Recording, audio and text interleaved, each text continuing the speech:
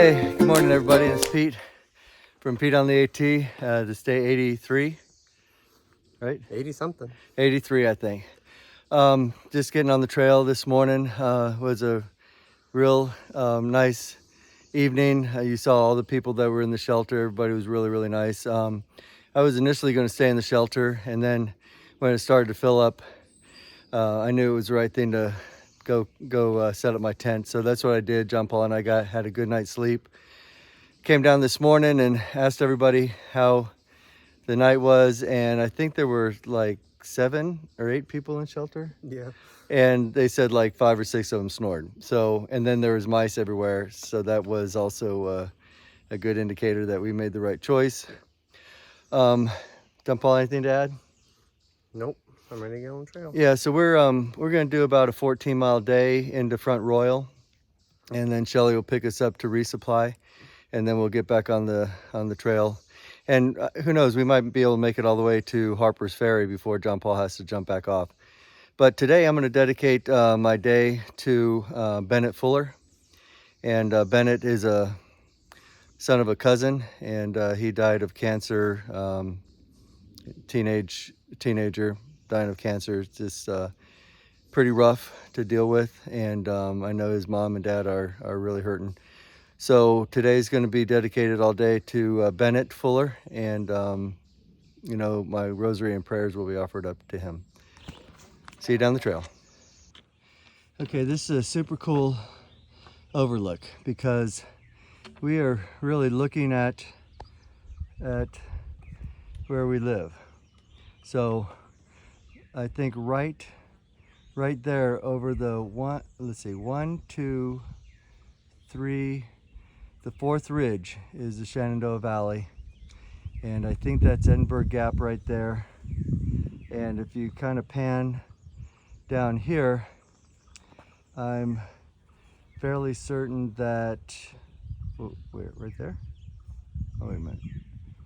Yeah, right there is Signal Knob, because then there's no mountain after that. So that looks like it's Signal Knob, which is Strasburg. So this is, we're looking right where we live.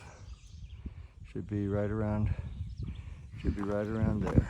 So that view was really awesome. It was a view of our valley, and it was just, you know, 2 or 3 mountain ranges over, but it was clear that was the Shenandoah Valley. And knowing where Strasburg is and knowing where our house is, you know, we could have, if we had a really long zip line, we could have you know, made it to the mountain that's right above our house.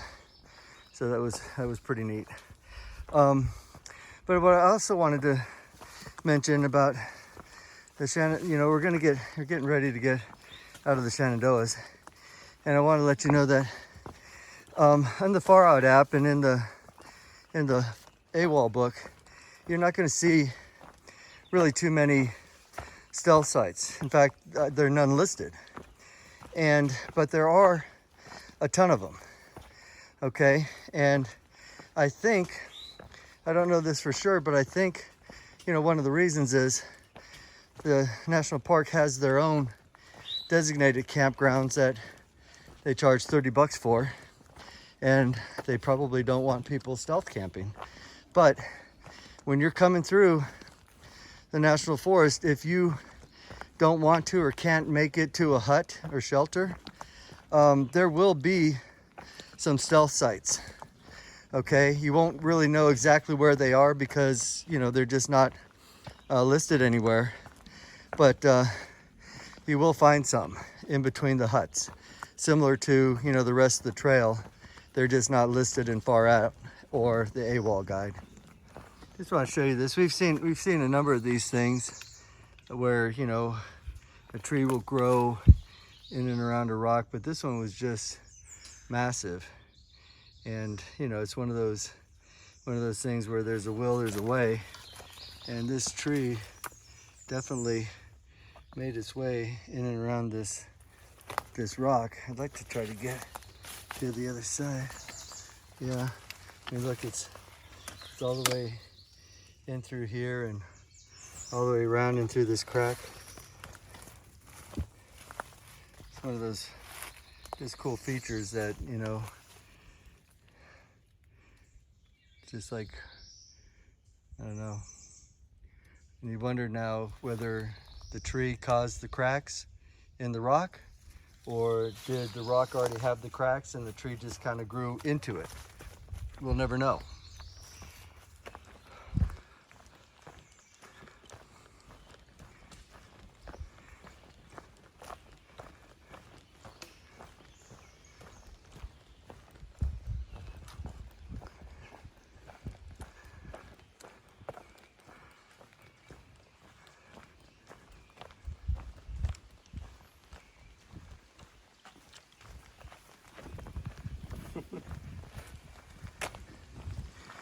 You don't usually get to walk on a trail this wide, this well groomed, and flat. So this is really nice. This is kind of coming out of the Shenandoah National Park.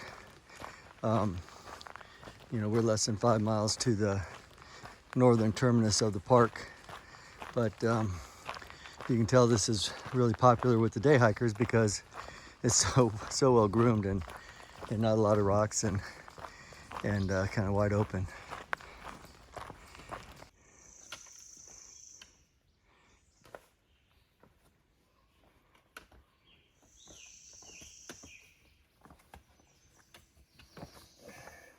You made it. Good grief. How do you like the rocks? I don't. So here on the Appalachian Trail is the king cobra. Actually, I think it's just a black racer or king snake, but he's not little. Come, Paul, grab him. There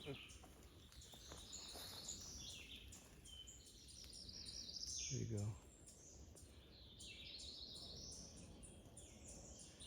He's still going.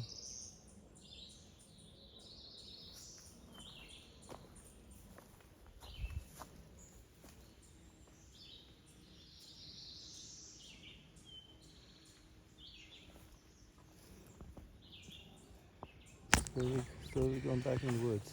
So John Paul, here's your first trail magic. Some trail magic's elaborate, some is super easy. What is in there? Let's see. A jug. Oh, sweet there tea. you go. Look Sweet at tea. that. Clean cups. Clean cups. Couple clean cups left. 2 clean cups. Please put dirty cups in plastic bag. Oh, these are dirty. Those are clean. There's also Oh, those are dirty too. dirty too. All right, so maybe what we're gonna do is we're gonna fill up our little water bottles with it.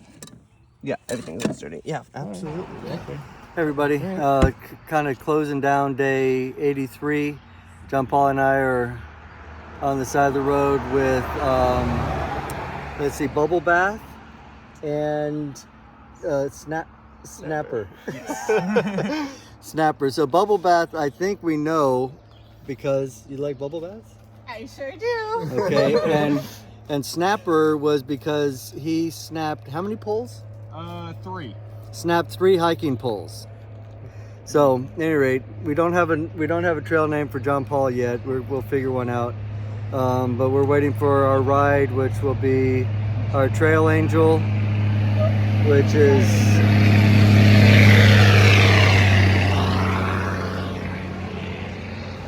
Shelly, and she's bringing my grandsons and should be here pretty soon. So we will see you tomorrow as we pick up the trail where we left off. Have a good day. Thanks for watching.